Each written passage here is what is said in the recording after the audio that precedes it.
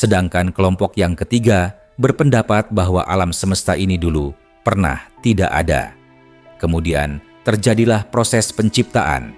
Setelah itu, alam semesta terus berkembang seperti yang sekarang kita lihat. Kemudian, satu ketika akan lenyap kembali. Teori yang ketiga ini, pada gilirannya, telah melahirkan sebuah teori penciptaan alam semesta yang sangat terkenal, yaitu teori Big Bang, yaitu ledakan besar. Dan semakin lama, kelompok ketiga ini semakin mendapat dukungan dari berbagai kalangan ilmuwan karena menunjukkan bukti-bukti yang semakin kuat dan bisa diterima secara meluas.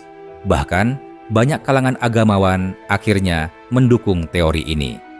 Pengajuan teori ini didasarkan pada kenyataan bahwa alam semesta ini sekarang sedang mengembang.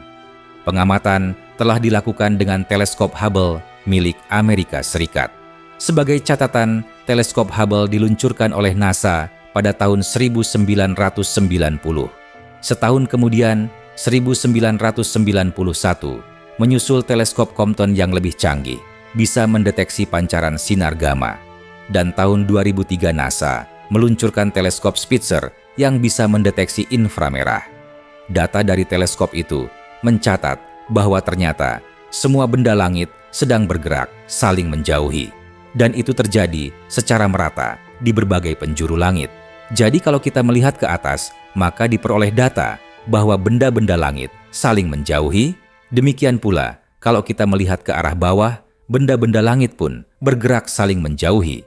Begitu juga kalau kita melihat ke arah langit sebelah kiri dan kanan. Semuanya sama, benda-benda langit sedang bergerak saling menjauhi. Maka, hanya ada satu kesimpulan, yaitu alam semesta ternyata sedang mengembang. Kalau demikian adanya, maka berarti dulu alam semesta ini berukuran lebih kecil dari sekarang.